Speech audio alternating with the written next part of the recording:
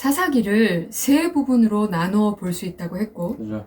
지금은 두 번째 부분인 12명의 사사들 중 다섯 번째 사사인 기드온에 대해서 공부하고 있어.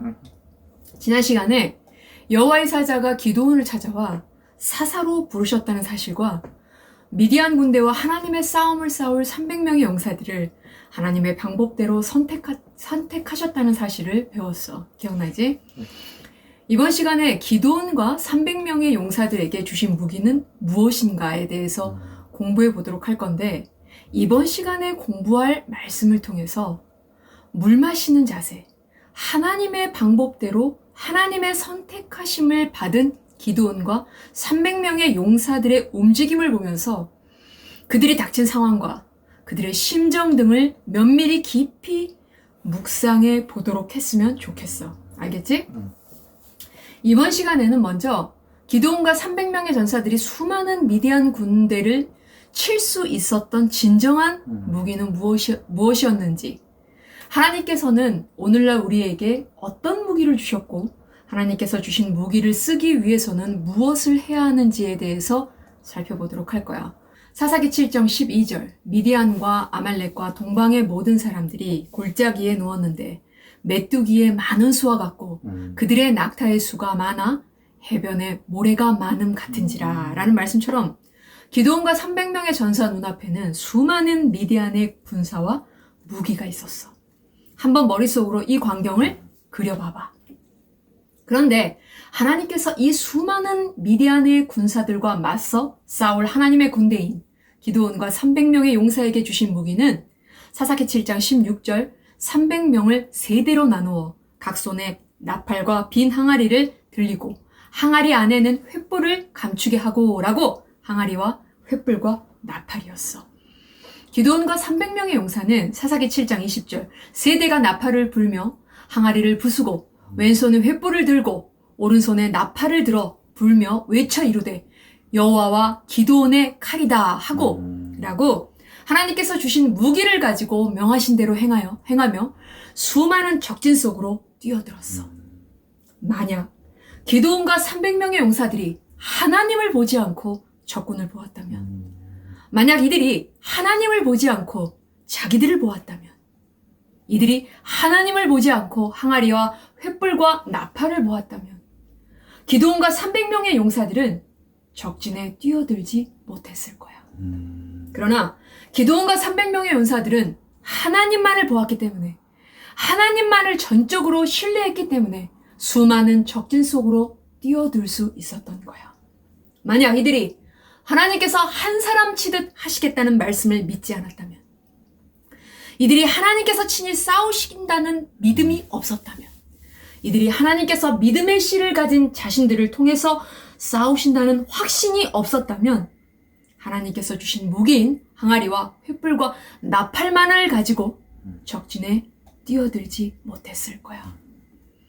이처럼 기드온과 300명의 용사들이 명하신 대로 항아리와 횃불과 나팔을 가지고 적진에 뛰어 나팔을 불자, 사사기 7장 22절 300명이 나팔을 불 때에 여호와께서 그 온 진영에서 친구끼리 칼로 치게 하심으로 적군이 도망하여 스레라의 벳시다에 이르고 또 낫밧에 가까운 아벨무홀라의 경계에 이르렀으며 라고 하나님께서 셀 수 없는 미디안과 아말렉 군사들이 자기들끼리 칼로 서로 치게 하셨어.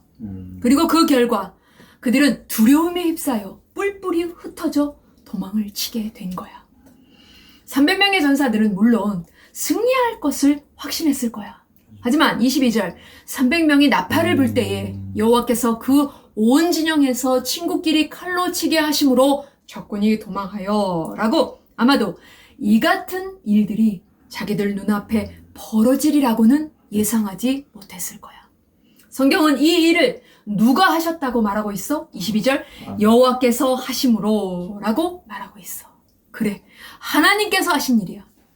하나님께서 말씀하신 대로 지금, 내일도, 어제도 아닌 오늘 항아리와 횃불과 나팔을 가지고 나아간 사람들을 통해 사사기 7장 25절 또 미디안의 두 방백 오렙과 스엡을 사로잡아 오렙은 오렙 바위 에서 죽이고 스엡은 스엡 포도주 틀에서 죽이고 미디안을 추격하였고 오렉과 스엡의 머리를 요단강 건너편에서 기드온에게 가져왔더라 라고 이스라엘을 압제하고 괴롭혔던 이스라엘의 대적들을 한 사람 치듯 물리치셨던 거야. 한번 생각해보자.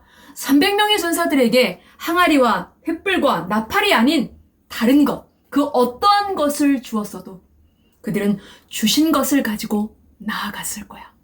그렇죠. 왜냐하면 그들은 항아리와 횃불과 나팔을 의지하며 나아간 것이 아니라 오직 사사기 6장 16절 여호와께서 그에게 이르시되 내가 반드시 너와 함께 하리니 내가 미디안 사람 치기를 한 사람 치듯 하리라 하시니라 라고 하신 하나님의 말씀을 믿고 이 하나님의 말씀을 의지하며 나아갔기 때문이야. 그들은 승리가 칼과 창, 주신 무기, 도구에 있지 않음을 알았어. 승리는 오직 하나님께 있다라는 것을 알았던 거야. 결국 기드온과 300명의 전사들이 의지했던 무기는 바로 승리의 근원 되시는 하나님께서 하신 말씀이었던 거야.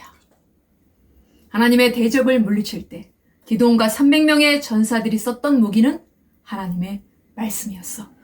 오늘날 하나님의 싸움을 싸워야 할 우리에게 주신 무기도 동일하게 에베소서 6장 17절 구원의 투구와 성령의 검 곧 하나님의 말씀을 가지라 라는 말씀처럼 성령의 검 곧 하나님의 말씀이야.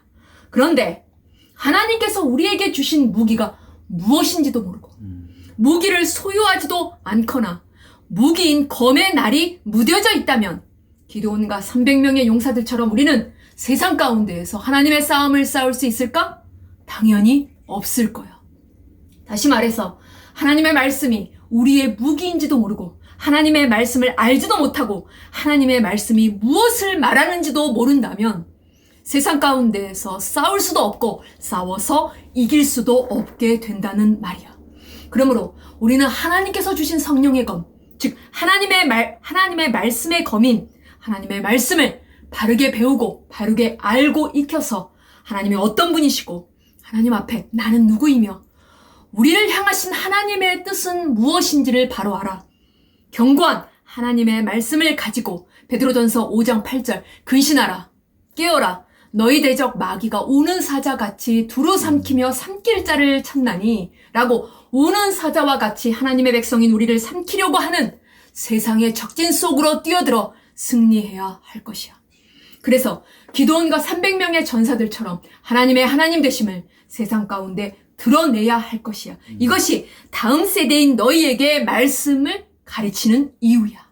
다시 말해서 너희 다음 세대에게 하나님의 말씀을 바르게 가르쳐 너희들에게 날선 성령의 검, 날선 말씀의 검을 주어 너희들을 통해 이 땅에 하나님의 하나님 되심을 드러내게 해야 하기 때문에 너희들에게 성경을 가르치는 것임을 잊으면 안 돼.